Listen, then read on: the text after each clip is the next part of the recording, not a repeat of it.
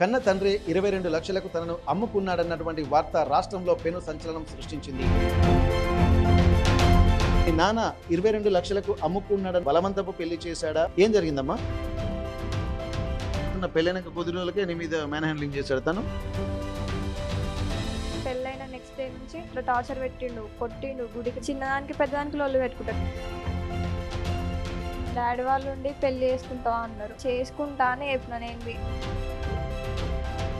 ఈ మధ్యవర్తుల ద్వారానే ఈ సంబంధాలు కుదిరాయని చెప్పి అనుకోవచ్చా? మీడియేటర్స్ వల్లనే ఇట్లా స్పాయిల్ అవుతున్నాం. మ్యారేజ్ మీకు ప్రిపేర్ అయిన తర్వాత పెళ్లి పీటల మీదకి వచ్చిన తర్వాత చెడగొట్టింది ఎవరు?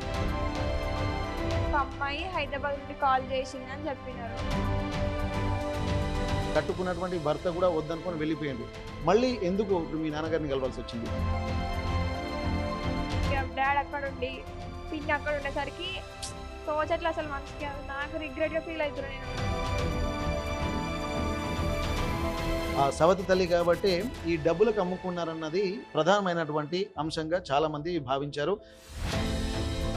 మా డాడీ రోల్ లేదు, ఏం లేదు, జస్ట్ వాళ్ళందరూ ఇన్నోసెన్స్. నేను మాకు కూడా ఆర్టీవీ కూడా ఒక విషయం తెలిసింది, మీరు ఒక అబ్బాయిని కూడా ప్రేమిస్తున్నారన్నటువంటి విషయం కూడా వచ్చి బయటికి తెలిసింది. అతను ఫస్ట్ నా లవర్ కాదు, నా కాలేజ్ ఫ్రెండ్. చేసుకుంటే ఆ అబ్బాయినే పెళ్లి చేసుకుంటారా మీరు? ఒప్పించి చేసుకుంటా.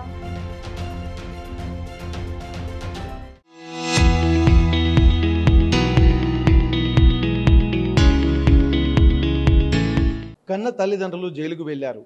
తోడబుట్టిన అక్క తను ఇంట్లోంచి వెళ్ళిపోయింది. అలాగే బంధువులు కూడా చిన్నచూపు చూస్తున్నారు. విషయం కట్ చేస్తే తను ఒక అవమానకరమైనటువంటి స్థితిలో ఉన్నాడు. ఇన్ని ఇబ్బందుల నడుమ 16 ఏళ్ల యువకుడు ఏం చేయాలి? ఇన్ని సమస్యలకు పరిష్కారం కనుగొనాలంటే ఎంతో విల్ పవర్ ఉండాలి. కానీ ఎంతో వేదనకు గురి చేస్తూ, అవమానాలకు గురవుతూ, అన్ని ఇబ్బందులు పడుతూ, తన తల్లిదండ్రులు లేని లోటును, అలాగే అక్క తను బయటికి వెళ్ళిపోయినటువంటి పరిస్థితి, అలాగే ఇక్కడ నానమ్మ తాతయ్య వాళ్ళు పడుతున్నటువంటి ఇబ్బందులు చూడలేక చిన్న వయసులోనే ఎంతో మెచ్యూర్డ్గా ఆలోచించి ఒక పరిష్కార మార్గం వైపు వెళ్తున్నటువంటి కక్కెర్ల నిఖిల్ ప్రస్తుతానికి మనతో ఉన్నారు.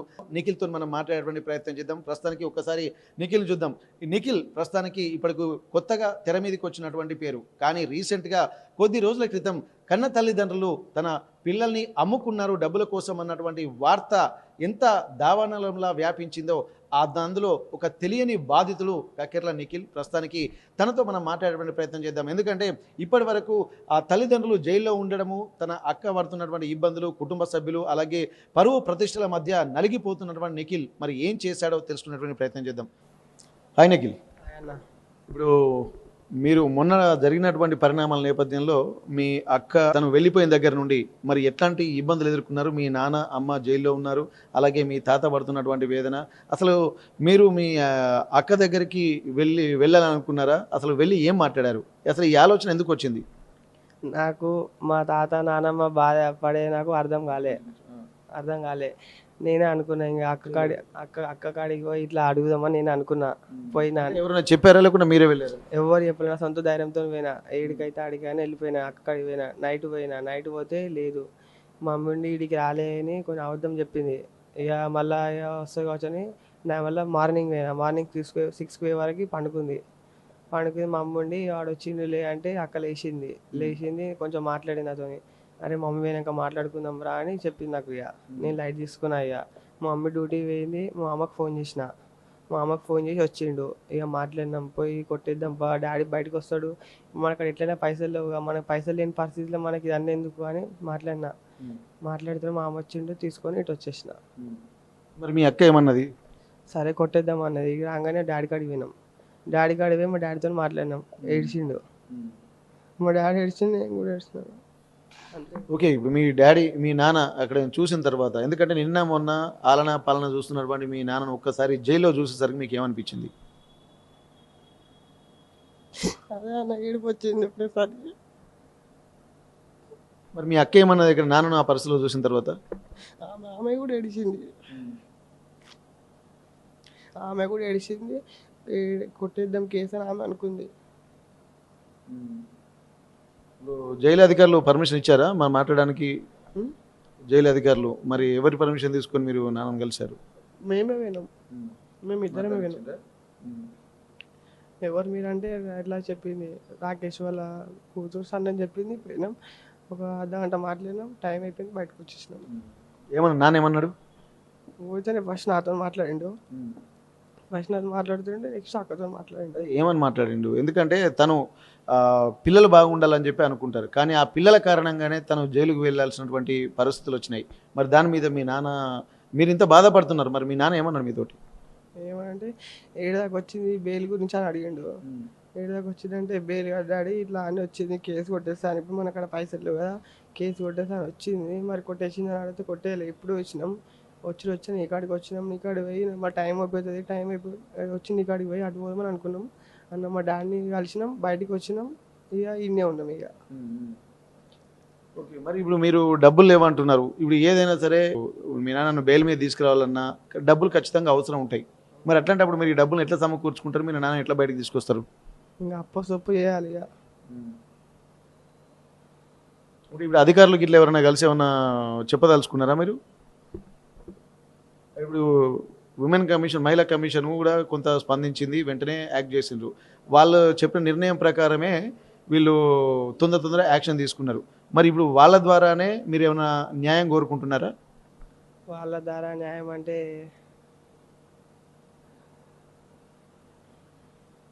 ఎవరికన్నా రిక్వెస్ట్ చేస్తారు ఇప్పుడు? ఎందుకంటే మీకు ఎట్లాంటి డబ్బులు లేవు, ఆర్థికంగా ఇబ్బంది అంటున్నారు. మరి ఎవరైనా పెద్దల్ని కానీ ఎవరైనా రిక్వెస్ట్ చేయదలుచుకున్నారా?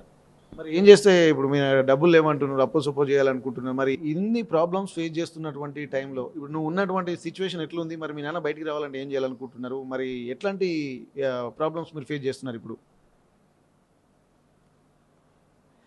తెలిసి తెలియక మా అక్క వెళ్ళిపోయింది, ఏం తెలియని పరిస్థితిలో నేనున్నా.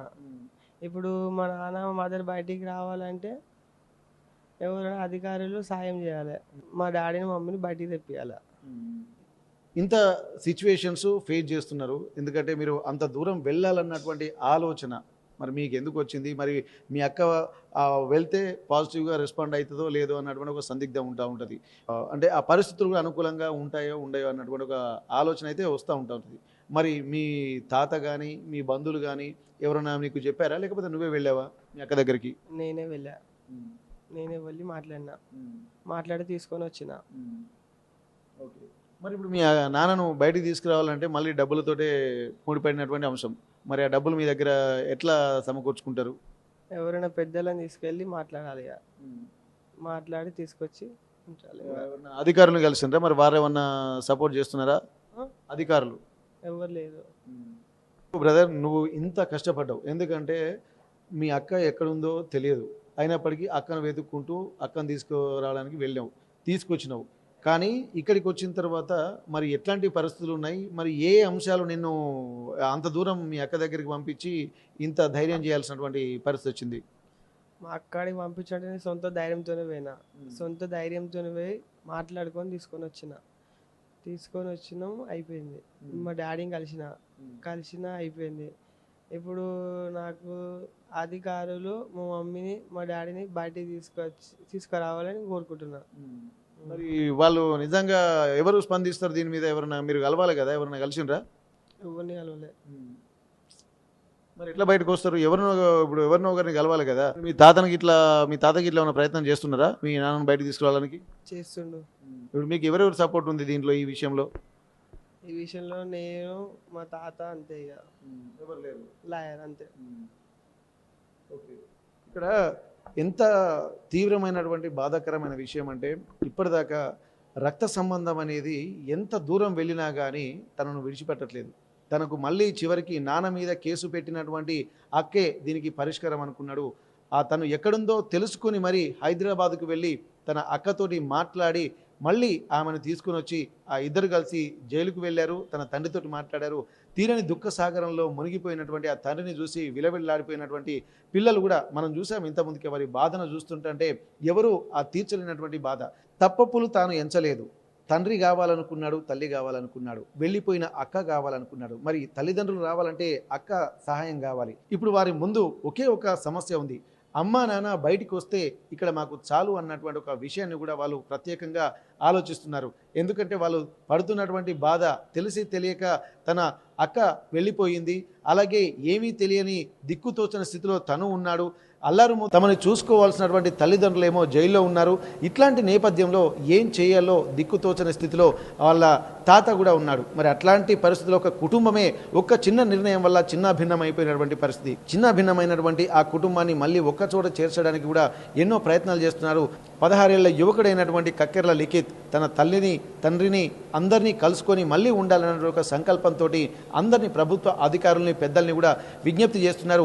చట్టాల గురించి మాకు తెలియదు, ఏం జరుగుతుందో మాకు తెలియదు, కానీ ప్రభుత్వ అధికారులు పెద్దలు మాత్రం తమ విషయాన్ని కూడా తీవ్రంగా పరిగణించి మమ్మల్ని మళ్ళీ ఒక్కచోటకు చేర్చి అమ్మా నాన్నల్ని కూడా మా దగ్గరికి పంపించాలన్నటువంటి విజ్ఞప్తిని కూడా చేస్తున్నటువంటి పరిస్థితి. ఇంత చిన్న వయసులో ఈ పిల్లలకు చట్టాల గురించి తెలియదు, ఎటువంటి మెచ్యూరిటీ లేనటువంటి ఒక మనస్తత్వం. అట్లాంటిది మరి తన తల్లిదండ్రులు ఎలా బయటికి తీసుకురావాలన్నట్టు కూడా ఆవేదన మాత్రం వాళ్ళని కుంగదీస్తుంది. ఇటు తాతతో పాటు ఎన్నో ప్రయత్నాలు చేసుకుంటూనే ఇక్కడ ప్రభుత్వ అధికారులకు పెద్దలకు మాత్రం ఒక విజ్ఞప్తి చేస్తున్నారు.